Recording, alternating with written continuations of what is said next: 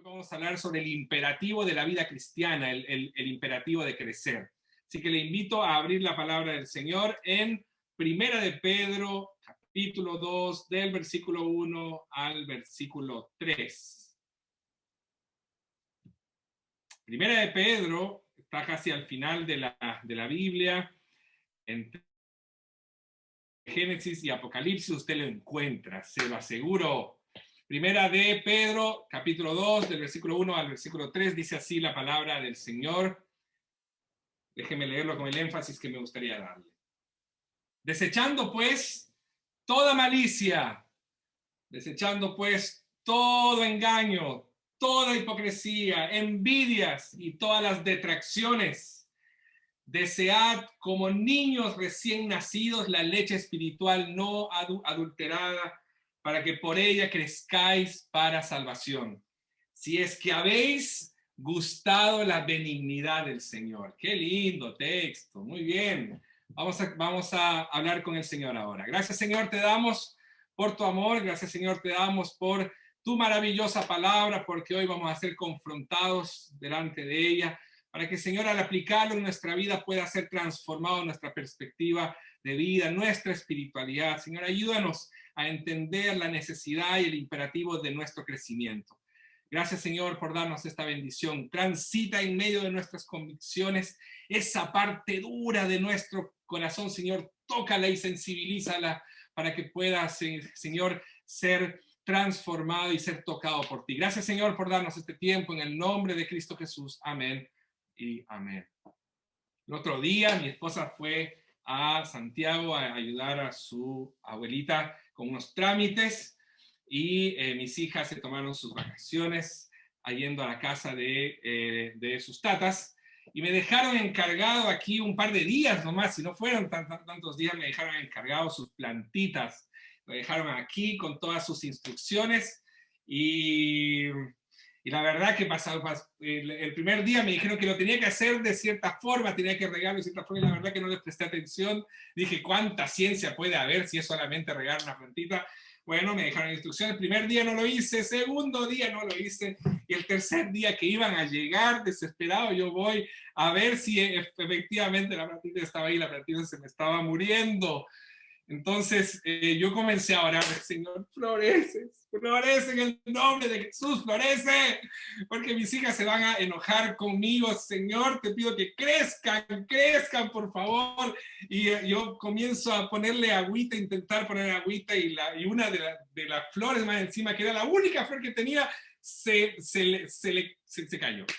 Entonces ahí orando, Señor, revive la plantita. Yo estaba ahí desesperado porque a la tarde llegaban mis hijas y efectivamente cuando ellas llegaron tuve que confesarles que en realidad no lo había cuidado tan bien como ellas cuidaban a sus plantitas.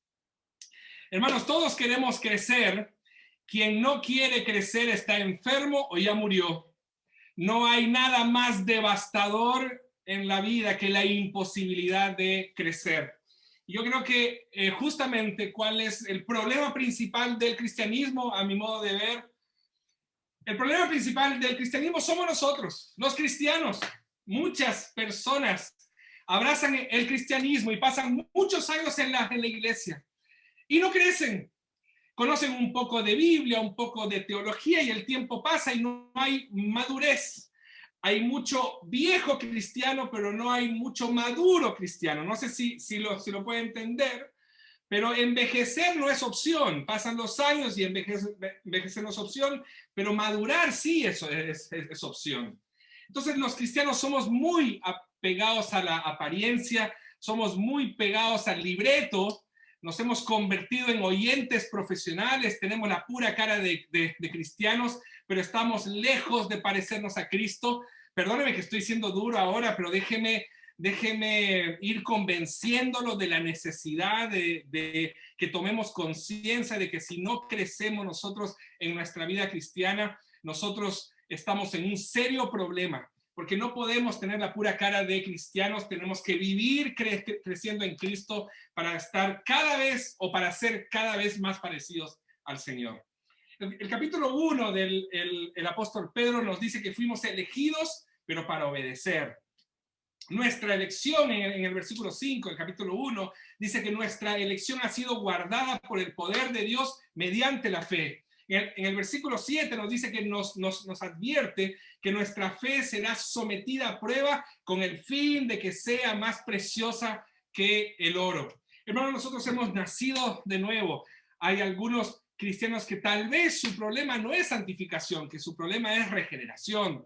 Pero para quienes hemos sido regenerados, para quienes el Señor nos ha hecho nacer de nuevo, debemos tener otro carácter y al menos ir desarrollándolo. Creo que ese es uno de los problemas que nosotros tenemos, que confiamos en que el Señor ya nos prometió amarnos, que ya confiamos que el Señor ya nos salvó. Entonces, como esto depende del Señor y no depende de mí, entonces estamos muy bien. Y yo le quiero adelantar algo, hermanos, hay un imperativo para la vida cristiana y no puede ser que sigamos siendo los mismos impacientes de siempre, no puede ser que sigamos siendo los mismos cascarrabias de siempre, no puede ser. El Señor tiene que seguir transformando nuestro carácter para su gloria. En la medida que nuestro carácter es transformado, las personas van a decir, ¿qué le está pasando a esta persona? Yo quiero eso, yo quiero aquello que esa persona está experimentando. Entonces no debemos olvidar que espiritualidad está ligado a carácter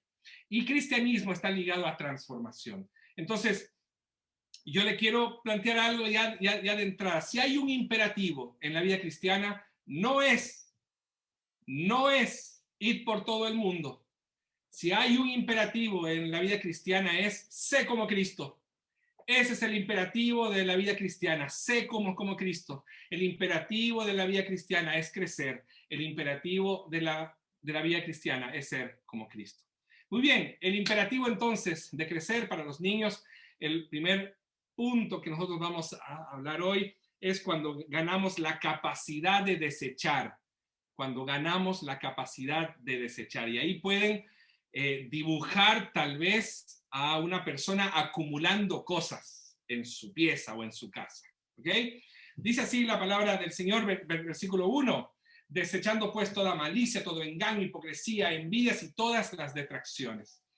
Hermanos, crecer no consiste tan solo en acumular nuevas e inéditas experiencias. Es también la vida cristiana o crecer, también tiene que ver con un proceso que nos lleva a despojarnos de lo dañino que se acumuló en nuestra vida. Hace unos años se publicaron unos libros míos con una foto detrás con unos kilos menos. Entonces, cuando me invitan a mí a dar una charla sobre ese libro y yo llego a ese lugar para dar, y la verdad que las personas me ven y dicen, esto es publicidad engañosa, ¿no? Claramente, este que llegó se comió a este, porque definitivamente es el doble de lo que está en esa foto. Pero no hay cosa más rica que el pan batido con mantequilla, hermanos. Es una cosa difícil de dejar. Sí, uno puede, yo hago deporte solo, yo camino y corro solamente por ese bendito pan batido con mantequilla. Ay, por Dios. Bueno, sigo. ¿Por qué les digo eso? Porque uno no se va dando cuenta, pero a lo largo de los años uno va acumulando cosas en nuestra vida que hacen que nosotros nos desfiguremos, que hace que nosotros cambiemos nuestra imagen. Yo quiero plantearles esto: crecer no es solamente acumular, crecer tiene que ver también con despojarnos de lo dañino que se acumula en nuestra vida. La mala idea de crecimiento que nos ha enseñado o que nos han enseñado nos lleva a adquirir, nos lleva a acumular, pero no nos invita a seleccionar y votar. Yo les quiero invitar hoy a un pensamiento, que cuando se trata de crecer nosotros tenemos que ser sabios para saber qué tenemos que seleccionar y votar en nuestra vida cristiana. Y de alguna manera algunos hemos llegado a generar una especie de síndrome de Diógenes. No sé si usted está familiarizado con este síndrome de Diógenes, pero este síndrome es un trastorno de comportamiento que se caracteriza por el total abandono personal y social y la acumulación en el hogar, en nuestra casa, de grandes cantidades de basura, de desperdicios domésticos y las personas que sufren este trastorno han perdido la capacidad de seleccionar lo que sirve y lo que no sirve en su cotidianidad. Yo le quiero invitar entonces a este pensamiento. Hay cristianos, habemos cristianos que hemos desarrollado un síndrome parecido en nuestro plano espiritual, en el que nos hemos acostumbrado a la acumulación de muchas prácticas cotidianas, de muchas experiencias reiteradas, de muchas creencias dañinas que no han hecho y nosotros no hemos hecho nada para revertirlo en nuestra espiritualidad. El apóstol Pedro nos desafía a desechar, nos desafía a acabar, nos desafía a deshacernos de todo lo que ha impedido nuestro crecimiento espiritual. Es interesante porque presenta claramente 5 cosas. Yo le di vuelta esta semana. ¿Por qué solo 5 cosas? ¿Por qué solo estas 5 cosas necesitamos despojarnos? En la Biblia habla de que nosotros tenemos que luchar contra el pecado en nuestras vidas, pero dice que nosotros tenemos que despojarnos, que es una actitud distinta a la lucha contra el pecado. Esta es simplemente sacárselo, ¿no? Es despojarnos, porque la espiritualidad está ligado al carácter. Hay algo que está impidiendo que el carácter de Cristo sea evidente en nuestras vidas. No puedo llamarme cristiano sin la transformación de mi carácter. Esto es tremendo. La Biblia nos confronta con este desafío. No puedo llamarme cristiano sin la transformación de mi carácter. Y el apóstol aquí nos presenta una lista que aparece que a mi modo de ver, y esta es mi interpretación, son como pistas. Son como pistas para un autoexamen. Entonces se la voy tirando y usted pone check. Usted pone, va diciendo, sí, esto tal vez es algo que yo tengo que despojarme. ¿Qué le parece?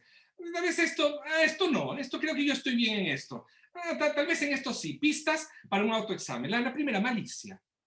Malicia. ¿Qué tan maliciosos somos? Yo cerraría el sermón aquí. ¿Qué tan maliciosos somos? Toda persona que hace una maldad lo hace para conseguir éxito en la vida de manera ociosa, de manera destructiva y egoísta, aún por encima de las personas. Algo de eso nosotros tenemos, parece el apóstol Pablo. Dice que algo de malicia nosotros tenemos. ¿Check o no? La siguiente. Engaño, dice. Nadie es mentiroso de manera gratuita. Todos aquellos que engañan es porque creen que con ese engaño tienen un atajo para conseguir su objetivo. ¿Qué tan engañosos nosotros somos en nuestra vida? ¿Check o no? Hipocresía. Hipocresía. Qué tremenda esa palabra. Es una palabra fuerte cuando alguien te dice, eres un hipócrita. Qué fuerte que digan eso. Bueno, la hipocresía es cuando la persona necesita cambios en su vida y no hace nada por cambiar, y en lugar de eso se coloca una máscara. Qué terrible eso. Soy un hipócrita. ¿Cuántos de ustedes aquí son hipócritas? Tremendo, ¿no? Porque choca choca asumir eso y choca que te digan eso. Pero el apóstol Pablo dice, tú puedes despojarte hoy. Tú puedes tener la capacidad de seleccionar eso y despojarte. Eso es muy lindo, porque no te dice que tú tienes que luchar contra la hipocresía. No, dice que tienes que despojarte. Es un acto valiente y es un acto necesario. Pero sigue, envidia, dice. Cuando el creyente está insatisfecho con lo que es, cuando el creyente está insatisfecho con lo que tiene, y en lugar de vivir en plena satisfacción en Dios, codicia lo que otros tienen. Codicia, envidia. ¿Cuán envidiosos somos nosotros? Qué tremendo, ¿no? Cuando se le designa en un cargo a una persona, o cuando una persona tiene mayor relevancia que otras, cuán envidiosos nosotros somos. Cuando envidiamos la familia de otro, el dinero de otro, cuán envidiosos nosotros somos. ¿Check o no? Y la última, mire qué linda esta. Detracciones. Suena lindo. Eres un detractor. Hasta suena lindo que te digan eso. Yo soy un detractor. Y la verdad que detracciones tiene que ver cuando se usa la lengua para la crítica, se usa la lengua para la murmuración, se usa la lengua para la calumnia, para la difamación. ¿Qué tan detractores nosotros somos? Es tremendo. Dice el salmista que tenemos que despojarnos. No luche contra eso, despójese de eso. Por lo tanto, el proceso de depuración de estas cosas incluye en sí mismo también un proceso de selección de aquello que hoy necesito cambiar y desechar de mi vida. No lo postergue más. Es buenísimo esto, porque el texto nos dice, ¿saben qué? Desechando. Y esto tiene que ver con un gerundio. Hágalo siempre, todos los días. Hágalo, levántese en la mañana y hoy voy a, Señor, seleccionar aquello que no me sirve para este día. Saco de mí el engaño, saco de mí la malicia, saco de mí la hipocresía y comienzo a mirar a Cristo. La primera cosa, dejo de acumular actitudes dañinas y comienzo a seleccionar cosas que yo tengo que saber votar para que no interrumpan mi crecimiento espiritual. Primera cosa. Segunda cosa. El imperativo de crecer se da cuando deseamos con ansias su palabra. Los niños pueden aquí pueden dibujar a un bebé tomando su leche o a alguien leyendo la palabra del Señor. ¿Ok? Muy bien, dice el versículo 2, dice, desead como niños recién nacidos la leche espiritual no adulterada para que por ella crezcáis para salvación. Aquí la propuesta del apóstol Pedro es presentar un desafío negativo, que es el que vimos, y junto a un desafío positivo. Interesante, porque la espiritualidad bíblica siempre funciona así. No nos deja con el no, nos deja, pero tienes que hacer esto. Dice, si tú quieres dejar de mentir, no dejes de mentir. Comienza a hablar verdad. Si tú quieres dejar de robar, no dejes de robar. Comienza a trabajar. Siempre es con algo negativo, pero con una propuesta positiva. ¿Cuál es la propuesta del apóstol Pablo aquí, Pedro aquí? Es que dice que nosotros tenemos que primero desechar, pero segundo dice que nosotros tenemos que desear. Al desear lo bueno, naturalmente yo rechazo lo malo. Y a su vez no puedo comenzar a dejar algo sin aprender en el proceso. La palabra griega aquí es desear con ansias, desear con ganas. Para aprender, hermanos, algo en la vida necesitamos desearlo ardientemente. Cuando uno desea aprender otro idioma, no basta solo con asistir a algunas clases. Yo tengo aquí hoy asistiendo viendo el culto a mi ex profesora de inglés y claramente no basta aprender inglés yendo a algunas clases.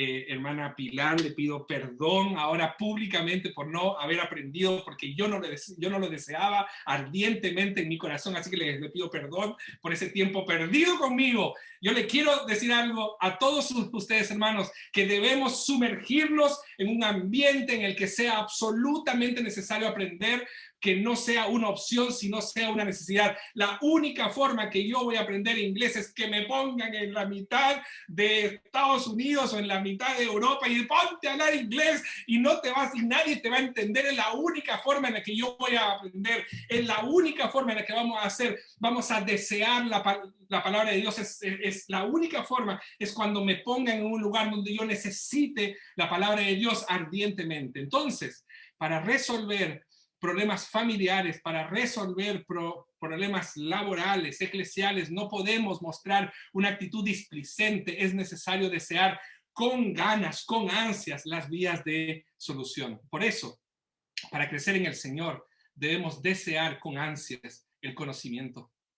Para crecer en el Señor debemos desear con ansias la aplicación de ese conocimiento en mi corazón. Para crecer en el Señor yo necesito desear con ansias la transformación de mi vida por la acción de su palabra. Para crecer en el Señor yo necesito el efecto que la verdad de Dios puede tener en mi vida. No hay posibilidad de crecer en el Señor si yo no deseo ardientemente lo que la palabra de Dios puede causar en mí. Por eso, hermanos, no basta leer la Escritura, por eso no basta saber teología. Yo necesito ardientemente sentir la necesidad de ser transformado por el Señor. Por eso tenemos que seleccionar qué cosas en mi vida yo tengo que que vivir un proceso de transformación. Esto, Señor, yo voy a ponerme a estudiar la palabra porque necesito que eso sea transformado en mi corazón. Pedro deja claro y de manera explícita que en la dimensión espiritual, como en toda dimensión en la vida, inmadurez es sinónimo de inanición. Inmadurez es sinónimo de inanición. Toda dimensión en la vida que no alimentamos se torna inmaduro. Toda dimensión en la vida que no alimentamos, nosotros no nos estancamos, hermanos. Nosotros nos atrofiamos. Nosotros no, cuando no nos alimentamos, nos tornamos inmaduros. Esa es nuestra realidad. Y eso explica por qué tanto creyente en nuestras iglesias es inmaduro, porque ha dejado de desear ardientemente la palabra del Señor. Entonces, si dejamos de alimentar nuestra moral, nuestra conciencia se atrofia. Si no alimentamos lo emocional, nuestra capacidad de amar se atrofia. Si no alimentamos nuestro espíritu con leche espiritual, como dice el texto, nuestra espiritualidad se atrofia. Para ser libres de la malicia, para ser libres del engaño, para ser libres de la hipocresía, para ser libres de la envidia, para ser libres de la difamación, debemos tener sed por la palabra de Dios.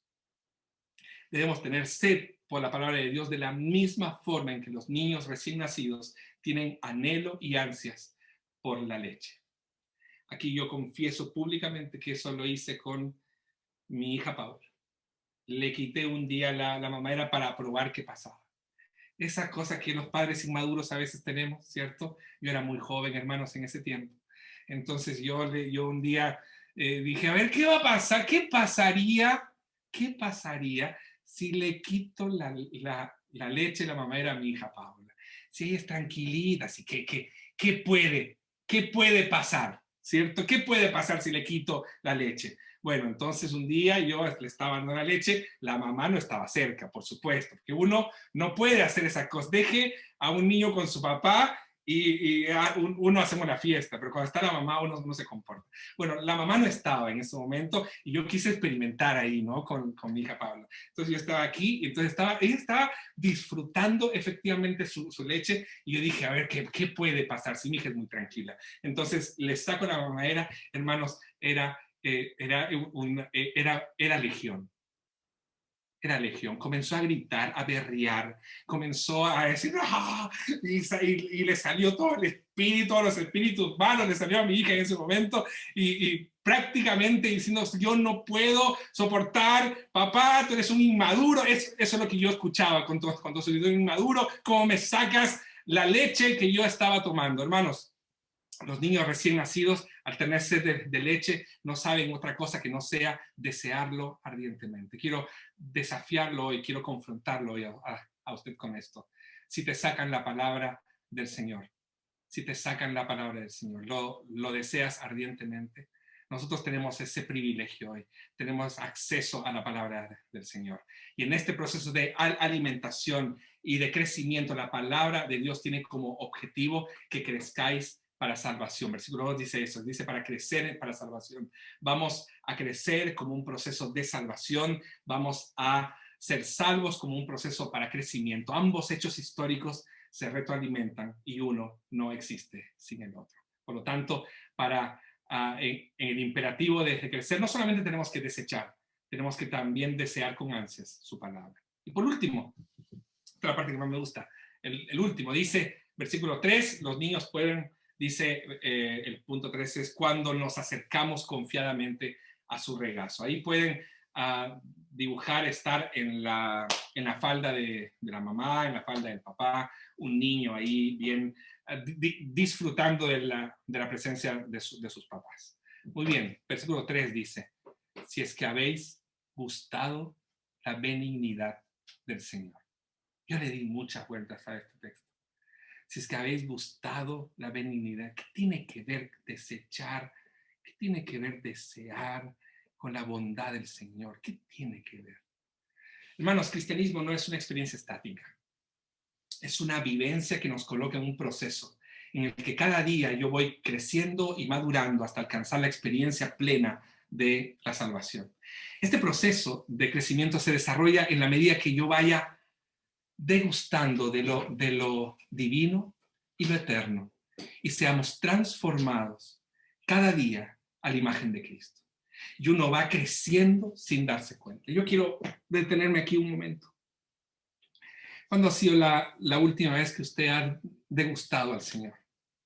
¿Cuándo ha sido la última vez que usted ha degustado la bondad del Señor? He dicho, Señor, tú eres bueno, Señor.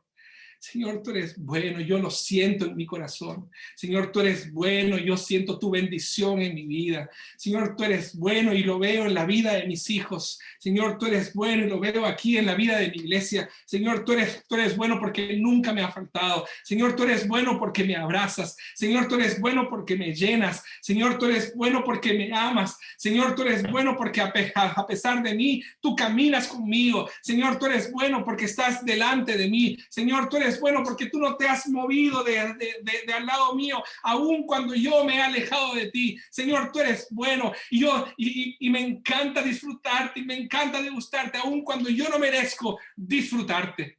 Es por eso que este proceso natural de crecer no debe tornarse en una paranoia, en el espejo para ver si alguna cosa se arruga o se cae algún cabello, porque no tiene que ver con envejecer. Hermanos, madurar es nuestro estado consciente y constante de sentirnos satisfechos con la bondad del Señor. No se trata de cuántos años tú estás en la iglesia. Se trata cuán perceptivo tú estás de la bondad del Señor y cuánto lo disfrutas cada día. De eso se trata, ser maduro en el Señor. Señor, está pasando este tiempo difícil en mi vida, pero tú no dejas de ser bueno porque yo ya te he degustado, porque yo ya he probado de ti y sé que tú eres fiel y sé que tú estás aquí y sé que tú no me vas a dejar porque tú eres bueno. Eso es ser maduro en el Señor. No se trata de estar mucho tiempo en la iglesia. Hemos degustado, hemos disfrutado cada día la placentera sensación de seguridad que nos causa ser hijos de Dios. Entonces, cuando vamos siendo un reflejo de la imagen de Cristo, sin darnos cuenta, vamos dejando también de ser esas personas impacientes. Cuando gustamos de la presencia de Dios y de la bondad de Dios, cuando desechamos, cuando deseamos ardientemente la palabra del Señor, dejamos de ser esas personas malhumoradas, esas personas feas, esas personas intransigentes, esas personas egoístas, esas personas grosas, esas personas brutas, para convertirnos en personas bonitas, para convertirnos en personas tiernas, para convertirnos en personas sencillas, para convertirnos en personas creíbles, para convertirnos en personas en el que la bondad de Dios nos sale por los poros. Hermanos, nosotros necesitamos gente más bonita en nuestra iglesia y no se trata del físico, porque claramente su pastor no entraría en esa lista de gente bonita. Entonces necesitamos que la voluntad del Señor, que la gracia del Señor, que la bondad del Señor entre a nuestro corazón para que nosotros podamos ser gente bonita, gente sencilla, gente creíble, gente buena, tocada por el carácter de Cristo. Personas que están siendo cada día moldeadas por Dios al perfecto molde de Cristo. Qué lindo es. Qué lindo. Nosotros necesitamos una iglesia así. Necesitamos gente que uno vea un miembro de la presbiteral, pues, qué gente bonita, qué gente bonita. Que nosotros, que nos vean en nuestro trabajo, qué gente sencilla, qué gente bondadosa, qué gente. Y cuando nos preguntan, ¿y tú por qué eres así? Ah, porque Cristo vive en mí. Qué lindo, qué lindo.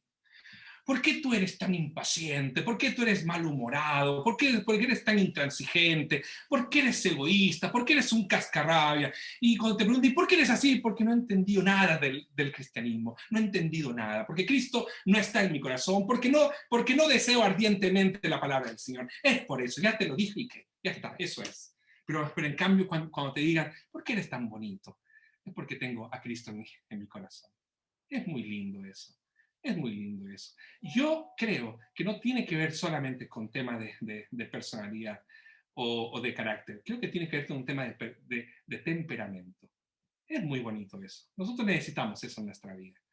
Lo interesante es que puedo acercarme a Dios para crecer. ¿Sabe por qué? Porque Él es bueno. Ahí está.